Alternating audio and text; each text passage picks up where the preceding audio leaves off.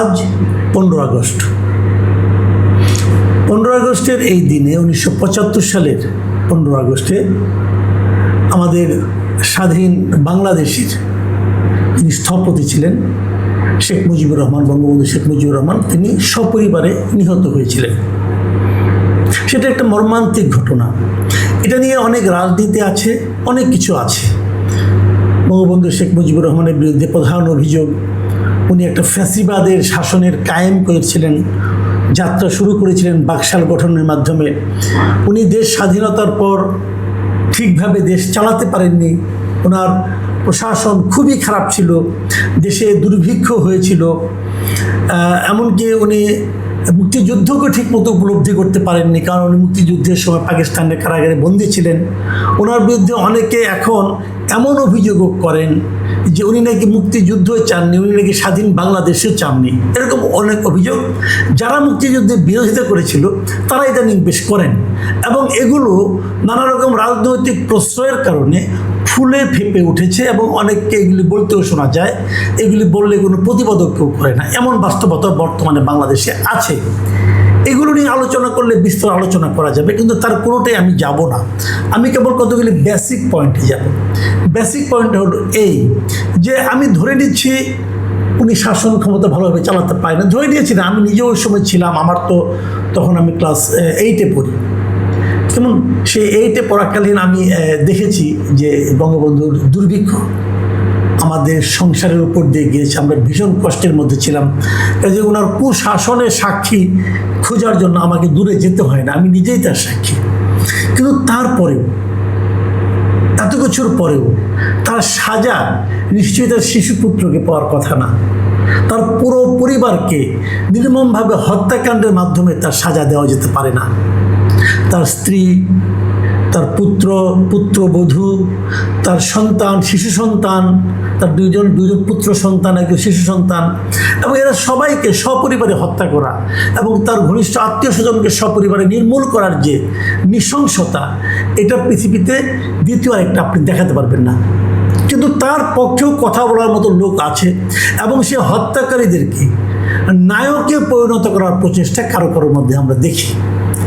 সেটা নিয়ে একটা আলোচনা হলো, ওটা নিয়ে আমি আর কিছু বলতে চাই না। কিন্তু আমার বক্তব্যটা হলো এই যে যেদিন উনি মারা গেলেন, সেই 15 আগস্ট নিয়ে কী কী নাটক আমাদের এই জীবনে দেখতে হলো। দেখুন, একটা ঘটনা বলি, আমার ব্যক্তিগত ঘটনা। গতকালকে 14 আগস্ট ছিল, গতকালকে আমার জন্মদিন ছিল, মানে 14 আগস্টে আমার জন্ম হয়েছে। তো গত 17 বছর মানে আওয়ামী লীগের আমল, পুরো আমলে, এবং আওয়ামী লীগের ওই আমলে, মানে 96 থেকে 2001, আমার অনেক বন্ধুবান্ধব আমাকে বলতো যে গুলি তো আপনার কানের কাছ দিয়ে গেছে। বললাম যে কেন? ওই যদি আর একদিন পরে আপনার জন্ম হতো তাহলে তো আপনি আপনার জন্মদিনই পালন করতে পারতেন না। দেখুন, তথ্যটা কিন্তু আসলে ভয়ঙ্কর, শুনতে হাসি বলছি আমরা। বঙ্গবন্ধুর মৃত্যু হয়েছে 15 আগস্ট। এটা অবশ্যই একটা, আমার বিবেচনা, আমি মনে করি যে আমাদের এই ভূখণ্ডে এত বড় নৃশংস ঘটনা আর কখনো ঘটেনি, এটা আমি মনে করি পার্সোনালি। তো সেরকম নৃশংস ঘটনার দিনও তো এই পৃথিবীতে অনেক কিছু ঘটে, অনেক কিছু ঘটে এই পৃথিবীতে। ওই দিনও কারো আনন্দের দিন হতে পারে অন্য কারণে, কারো জন্ম হতে পারে ওই কারণে, ওই দিন সে জন্মদিন পালন করতে পারে। ওই দিন বঙ্গবন্ধুর মৃত্যু হয়েছে বলে কারো জন্ম হবে না, কেউ জন্মদিন পালন করতে পারবে না, এটা তো হয় না। কিন্তু আওয়ামী লীগের আমলে সেই জিনিসটা আমরা দেখেছি। অনেকে বলে থাকেন যে বেগম খালেদা জিয়ার জন্মদিন ছিল 15 আগস্ট, অনেকে বলেন এটা বানানো, অনেকে বলেন সত্য। আমার বিবেচনায় যদি এটা 15 আগস্ট ওনার বানানো জন্মদিনও হয়, যদি সেই জন্মদিন উনি পালন করতে চান, আপনি বাধা দিবেন কোন আইনে, কোন বিবেচনায়? যদি কেউ একজন মহান নেতার মৃত্যু দিবসকে নিজের বানানো জন্মদিন হিসেবে উপস্থাপিত করে কেক কাটতে চান, যদি সেটা বানানো হয় তাহলে সেটা হবে তার সংকীর্ণতা। আর যদি তার জেনুইন হয় তাহলে তো উনি এটা করতেই পারেন। কিন্তু আমরা দেখেছি যে আওয়ামী শাসন আমলে এটা নিয়ে তারা অনেক নাটক করেছেন। সেই নাটকগুলো এমন এক পর্যায়ে গিয়েছিল যে শেষ দিকে খালেদা জিয়া নিজের থেকে বিরক্ত হয়ে বলেছিলেন, যাক, আমার জন্মদিন তোমাদের পালন করার দরকার নেই। বিষয়গুলো খেয়াল করুন, মানে একটা ঘটনাকে, যে ঘটনা পুরো জাতির জন্য নির্মম, পুরো জাতির জন্য দুঃখের, সেই দিবসকে জোর করে দুঃখ পালন করানোর জন্য ওই দিন কারো কোনো আনন্দ করার নিষিদ্ধ হয়ে গিয়েছিল এই ভূখণ্ডে। সেটি কি স্বৈরাচারী আচরণ ছিল না? ছিল।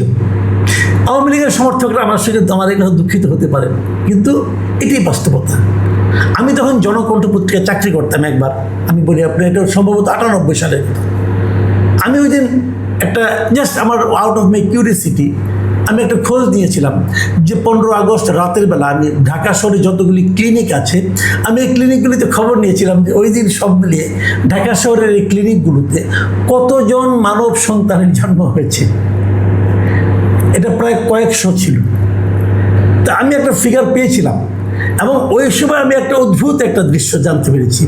সেটা হলো যে অনেক সন্তান সম্ভবা মা অথবা পিতা পরিবার তারা বলেছিল যে 15 তারিখে যদি বাচ্চা জন্ম হওয়ার কথা থাকে সম্ভব হলে একদিন আগে নিয়ে আসেন, ওই দিন নিয়ে আসলে আমি বাচ্চার জন্মদিন পালন করতে পারবো না। দেখুন এই ধরনের ঘটনাও এই দেশে ঘটেছে। তার ফলটা কি হয়েছে? ফল হয়েছে যে যখন ওই সরকারের পতন হয়েছে, যখন নতুন সরকার এসেছে, তখন 15 আগস্ট এটা একটা নিষিদ্ধ দিবসে পরিণত হয়েছে। আমরা দেখেছি, আমি যখন টেলিভিশনে চাকরি করতাম দেখতাম আগস্টের 1 তারিখ থেকে শোকের মাস এভাবে পুরো আগস্ট জুড়ে ওই টেলিভিশনের পর্দার মধ্যে একটা পপ আপ ঘুরতে থাকতো। এখন কোথায় সেই টেলিভিশনগুলি আছে, সেই টেলিভিশনের মালিকরাও আছেন, কিন্তু এখন আর 15 আগস্টের প্রতি সেই শ্রদ্ধা কারো দেখি না।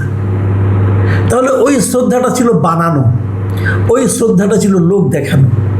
ওই শ্রদ্ধাটা যে লোক দেখানো হয়, এখন যে অশ্রদ্ধা দেখাচ্ছেন এটাও কি লোক দেখানো নয়? যদি আমি বলি আপনারা এটা যে এখন দেখাচ্ছেন না, তার পেছনে আপনাদের মতলব কাজ করছে, এবং সেই মতলব হলো বর্তমান সরকারকে খুশি রাখা। অন্তর্বর্তী সরকারকেও খুশি রেখেছেন, এই সরকারকেও খুশি রাখতে চাচ্ছেন। আমার প্রশ্ন, অন্তর্বর্তী সরকার ছিল একটা প্রতিহিংসাপরায়ণ সরকার আমার বিবেচনায়। তারা ওই 15 আগস্টকে, বঙ্গবন্ধুকে, সব আওয়ামী লীগকে, এদের বিরুদ্ধে এক ধরনের প্রতিহিংসামূলক আচরণ করতেন। সেই আচরণ বর্তমান সরকারের মধ্যে আমাদের দেখতে হচ্ছে কেন? এটা আমার একটা বেসিক প্রশ্ন। দেখুন, এর আগে গতবারের যে অগাস্ট মাস 2025-এর যে অগাস্ট, সেদিন এই 32 নম্বরকে কেন্দ্র করে অনেক কিছু ঘটেছে। অন্তর্বর্তীকালীন সরকারের আমলে 32 নম্বরকে ভেঙে ফেলে মাটির সঙ্গে গুঁড়িয়ে দেওয়া হয়েছিল। কারা করেছিল? সরকার না। কারা করেছিল? কতগুলো দুষ্কৃতকারী করেছিল। তাদেরকে থামানোর চেষ্টা সরকার করেনি, সরকার সেটা হতে দিয়েছে। এবং আমি তো মনে করি সরকারের প্রশ্রয় কেবল নয়, সরকারের সহযোগিতা সেটা সম্ভব হয়েছিল। তা না হলে সেখানে ওই বুলডোজার কে এনেছিল? সরকারই বুলডোজার সাপ্লাই দিয়েছিল বলে আমার ধারণা। তো সেটাকে ভেঙে দেওয়া হলো। এবার আমরা কি দেখলাম? এবার আমরা দেখলাম যে 32 নম্বরের আশেপাশে কাউকে যেতে দেওয়া হয়নি। 32 নম্বরের প্রবেশ পথের সামনে যে রাস্তাটা, সে দেখুন 32 নম্বরে কিন্তু কিচ্ছু নেই, ওটা মাটির সঙ্গে গড়িয়ে দেওয়া হয়েছে। তারপরও বঙ্গবন্ধুর অনেক ভক্ত আছেন যারা সেখানে ওনাকে স্মরণ করে সেখানে যান, যে একজন ফুল দিতে চেয়েছিলেন, কাউকে ঢুকতে দেওয়া হয়নি, আটকে রাখা হয়েছিল। এবং একজন গিয়েছিলেন, তাকে গ্রেপ্তার করা হয়েছে। আজকে প্রথম আলোর একটা নিউজ পড়লাম যে ধানমন্ডি 32 নম্বরে শ্রদ্ধা জানাতে গিয়ে গ্রেপ্তার যুবক কারাগারে একজন গ্রেপ্তার করা হয়েছে, তারপর তাকে কারাগারেও পাঠিয়ে দেওয়া হয়েছে। আমি নিউজটা একটু আপনাদেরকে পড়ে শোনাতে চাই। সেটা যেটা হয়েছিল, রাজধানীর ধানমন্ডি 32 নম্বরে বঙ্গবন্ধুর প্রতি ফুল দিয়ে শ্রদ্ধা জানাতে এসে গ্রেপ্তার হওয়া অর্ণব দাসকে, তার বয়স 32, কারাগারে পাঠানোর আদেশ দিয়েছেন আদালত। শনিবার বিকেলে শুনানি শেষে ঢাকা মেট্রোপলিটন ম্যাজিস্ট্রেট আরিফুল ইসলামের আদালত এই আদেশ দেন। তারপরে এখানে বলা হচ্ছে যে সে কীভাবে গিয়েছিল। আজ সকাল 10টার দিকে অর্ণবকে আটক করা হয়। ওই যুবক কার্যক্রম নিষিদ্ধ যুবলীগের সক্রিয় কর্মী বলে পুলিশ দাবি করছে, কিন্তু ওই যুবক বলছে এরকম জানা যায়নি।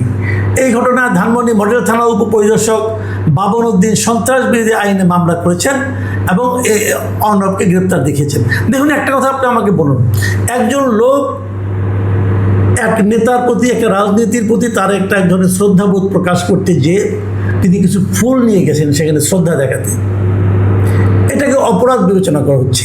এবং কেবল কি অপরাধ? এটা সন্ত্রাসী কর্মকাণ্ডের মধ্যে পড়ে এই অপরাধটা। মানে কোথাও শ্রদ্ধা জানানোর জন্য ফুল নিয়ে গেলে যে সন্ত্রাসী অপরাধের মতো কাজ হয়, এটা পৃথিবীর কোনো গণতান্ত্রিক দেশে হয় বলে আমার জানা নেই, কিন্তু হচ্ছে এই দেশে, হচ্ছে এই সরকার। আমরা কি বলবো? আমরা কি এটা গণতান্ত্রিক আচরণ বলবো? দেখুন, এটা হলো কি বাস্তবতা। এই বাস্তবতাকে মেনেই আমাদের এখন কাজ করতে হচ্ছে। আমি মনে করি আমরা এই দেশে গণতন্ত্র প্রতিষ্ঠার জন্য সংগ্রাম করেছিলাম। সরকারে যারা আছেন তারাও সে আন্দোলনে ছিলেন, আমরাও সে আন্দোলনে ছিলাম। কিন্তু সে আন্দোলনের অর্থ এই না যে আপনারা একজন লোক ফুল নিয়ে কোথাও যাবে, কারো প্রতি শ্রদ্ধা দেখাবে। ধরেন আপনার ফ্যামিলির একজন লোক, সে মারা গেছে, তার কবরে আপনি ফুল নিয়ে যাচ্ছেন, তার প্রতি শ্রদ্ধা জানাতে তার বাড়িতে আপনি ফুল নিয়ে যাচ্ছেন, সে যেখানে কাজ করতো থাকতো সেখানে আপনি ফুল নিয়ে যাচ্ছেন, তার জন্য দোয়া করছেন। অন্যায়? এটা কি সন্ত্রাসী কর্মকাণ্ডের পর্যায়ে পরে আপনারা ফেলছেন? কেন ফেলছেন? দেখুন, এই যে কাজগুলো, এগুলোর কিন্তু প্রত্যেকটা মুদ্রার একটা এপিঠ ওপিঠ আছে।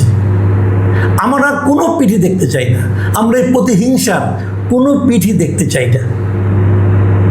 আমরা ভাববো, আমরা বলবো সরকারকে, আপনি চিন্তা করুন, ভাবুন এই প্রতিহিংসা রাজনীতির থেকে আমরা কিভাবে বেরিয়ে আসবো।